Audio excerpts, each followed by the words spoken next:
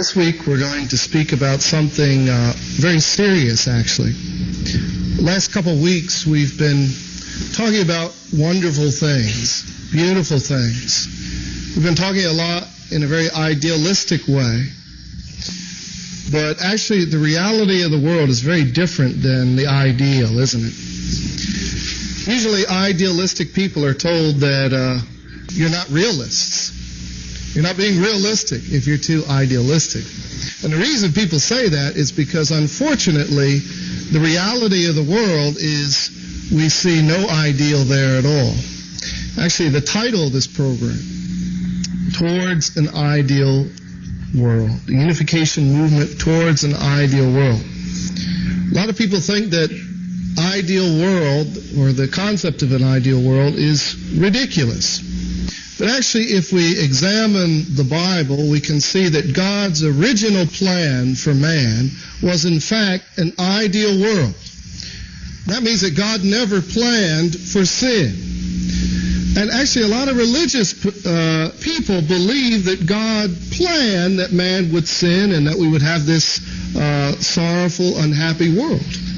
But actually, if we read the Scripture, we can see that God told man a few things. He said, first of all, you should be fruitful, you should multiply, and have dominion over all things. What did God mean by being fruitful? He meant individual perfection.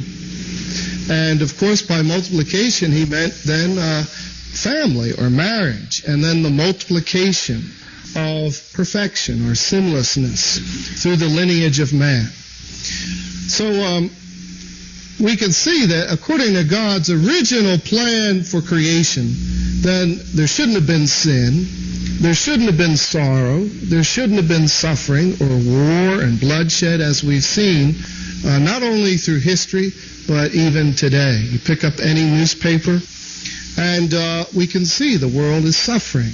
Man is inhumane to man. And sometimes we just say, well, that's just the way it is, because that's the way it's always been, right? I love that kind of logic.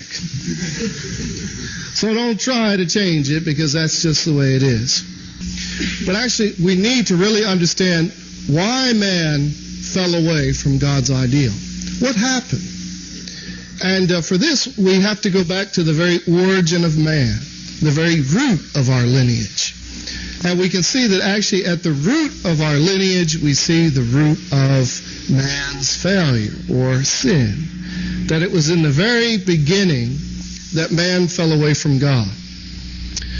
The Bible talks about, well, it was a very famous story, Adam and Eve. And they ate some sort of fruit, a fruit that God said, don't eat. If you eat it, you'll die. Now, if God told me that, I said, well, okay. No, I got no problem with that. But for some unknown reason, they went ahead and ate this poisonous fruit, and in disobedience to God, and they died spiritually.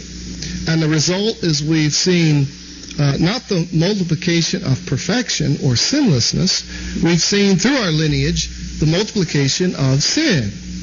And the result is this world of, well, let's be honest, world of hell. That's what it is, a world of hell.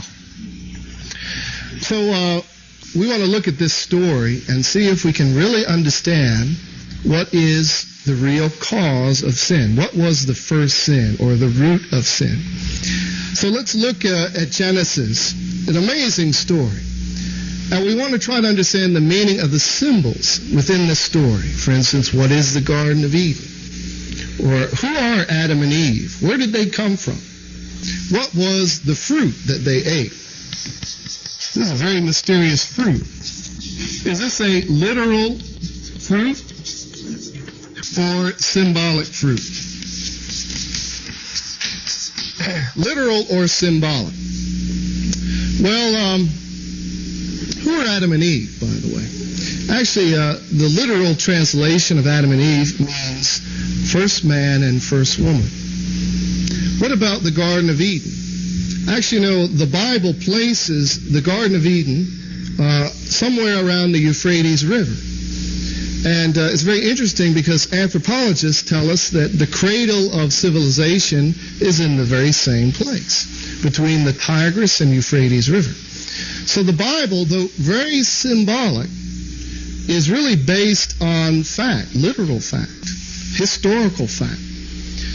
So Adam and Eve were living in the Garden of Eden, which simply means the beginning of God's world, where God's ideal would begin in man.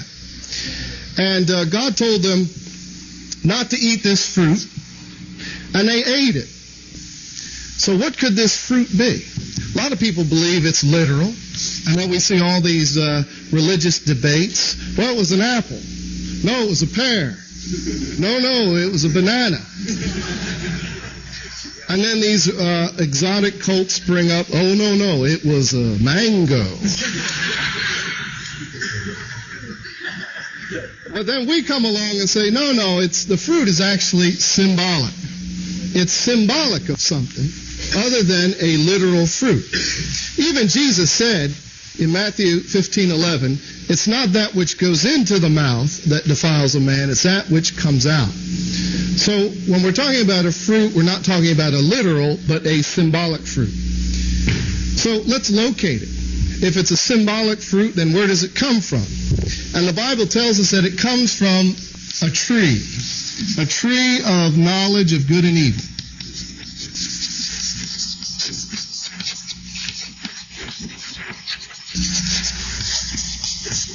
And this tree of knowledge of good and evil stands next to another tree called the tree of life. Now, certainly if the fruit, which comes from this tree, if the fruit is symbolic, then certainly these trees must also be symbolic.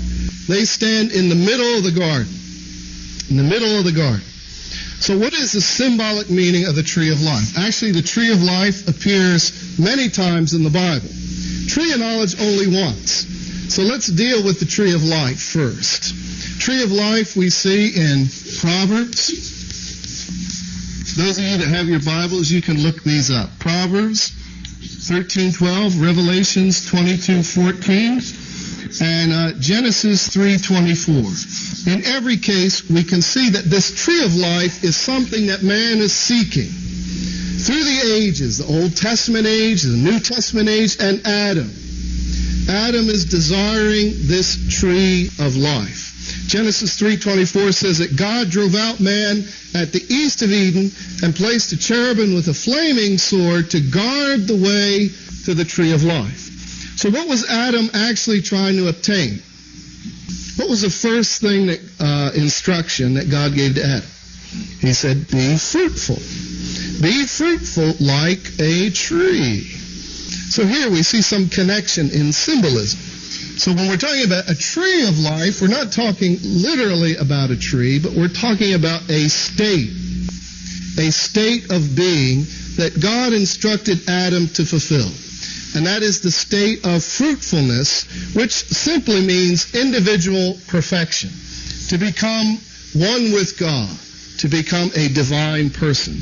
Or as Jesus expressed, being in the Father and the Father being in me, or becoming a temple of God.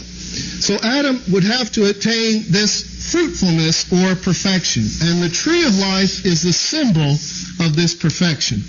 So we could say tree of life symbolizes man of life, or true man, or we could say true Adam. The ideal of what Adam should be as an individual. A true man, a perfect man without sin. Then how about this tree of knowledge of good and evil? This stands next to the tree of life and is therefore a symbol of Eve. A symbol of Eve not yet perfected. Unperfected. Now, unperfected doesn't mean something's wrong. Unperfected simply means still growing. Still growing. And that means she's still in the realm of growing, and the two possibilities are there, goodness or evil. Eve is still in the realm of growing, still in the responsible position to grow and to achieve this state of perfection. So when we're talking about the fruit which comes from this tree, then we're talking about an immature fruit, a fruit that's not ripe, a fruit that shouldn't be eaten because it's not mature, it's still green. So what happens when you eat a fruit that's not ready to be eaten? You get sick. You get sick. So this is an immature fruit. Now, if we look at this fruit, we can see 3 sets of teeth mark on it. 3 sets of teeth mark. One, Eve's and Adam's. Eve gave it to Adam, but where did she get it? Well, there's another character in the Bible, and that's the serpent. The serpent. Now, Genesis 3:1 tells us that the serpent was clever. He was very subtle. He could speak. He said to the woman, "Did God say you shall not eat of any tree?" And so here we see, could this serpent be literal? Not at all. I've never met a literal animal that could carry on a conversation. So this serpent is a symbol of something. And we see in Revelations 12:9. Revelations 12:9 talks about this serpent, the ancient serpent who is called the devil or Satan. The serpent is a symbol for Satan. But where did Satan come from? Did God create Satan? A lot of people think that God created Satan. But God didn't create Satan. If God created Satan to torment man, so to speak, then God himself would be a God who is contradictory, a mixture of good and evil. God did not create Satan. So where could Satan come from? There's only one other possibility, and that is that Satan was originally a being of goodness, another being of goodness who fell into evil to become Satan. And again, we look at Revelations 12:9, and this tells us very clearly, it indicates that this Satan was thrown down out of heaven, and his angels were thrown down with him. So here we see the mention of angels, spiritual beings. And also we see this, Revelations 12:9 is telling us that this Satan was originally dwelling in heaven, in the realm of goodness, and fell down with his angels. So Satan is clearly then originally an angel, a good angel. He's a good angel originally who fell down out of heaven to become Satan. Now you may have a hard time believing in angels, but if you do, just read Genesis. And we can see that every time an angel appeared, he came in a very real way. For instance, Jacob wrestled with an angel. I'm sure if Jacob could be here, he would tell us very clearly that, yes, angels are very real. And when angels ever appeared, they always appeared in a very subtle way, a very low-key way, not with wings and harps and trumpets, but in a very low-key way, in such a way that they weren't even noticeable. For instance, angels appeared to Abraham, and he didn't even know that they were angels. He thought they were travelers, until he began to look at them, and he began to sense, these guys are not from around these parts.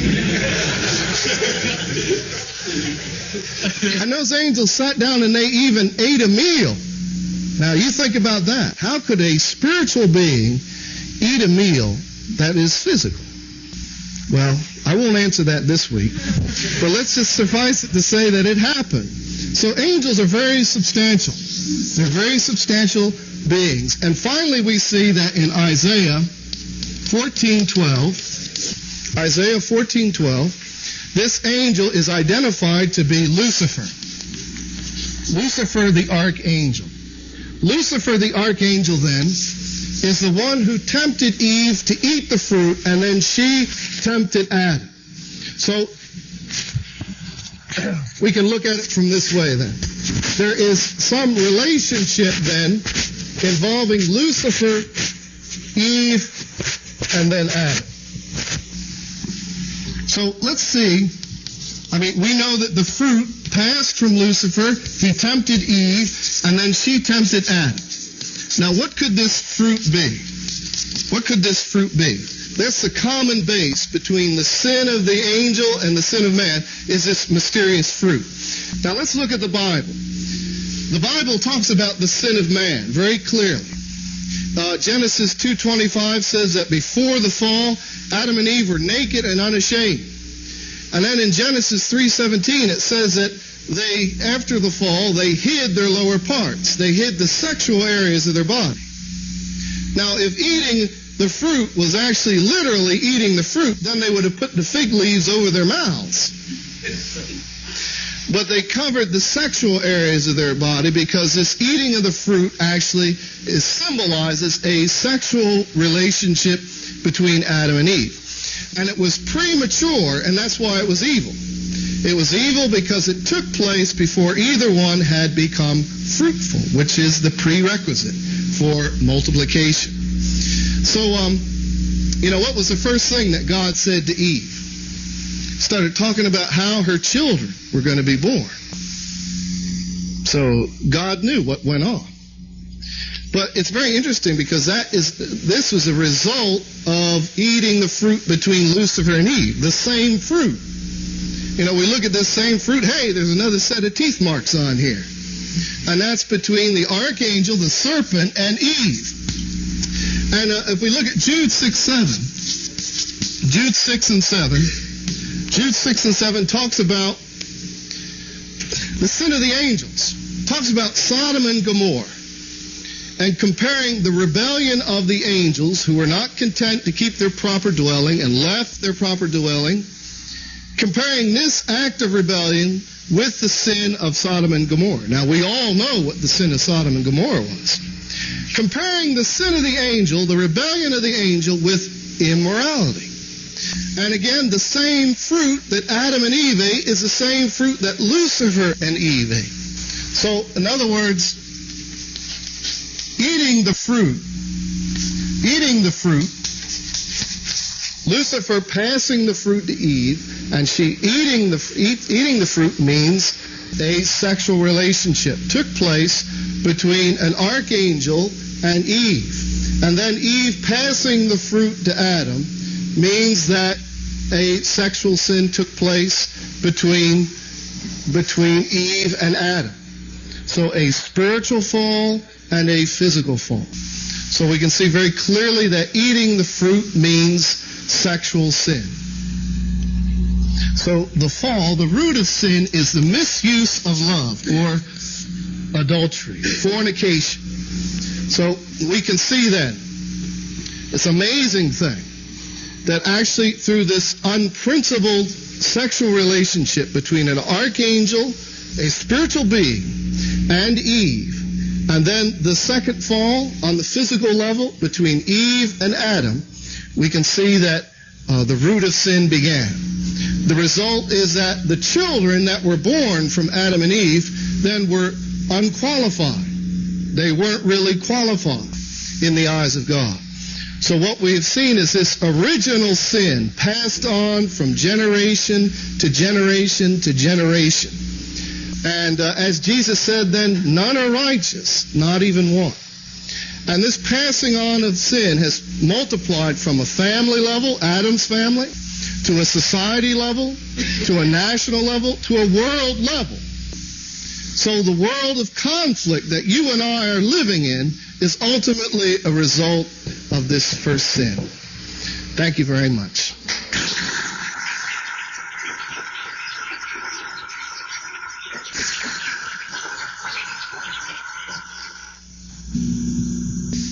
Here are the highlights from Reverend McCarthy's lecture on the fall. First, the first human ancestors deviated from God's ideal and plan. Second, the spiritual fall was the unprincipled sexual relationship between Lucifer and Eve. Third, the physical fall was the premature sexual relationship between Adam and Eve.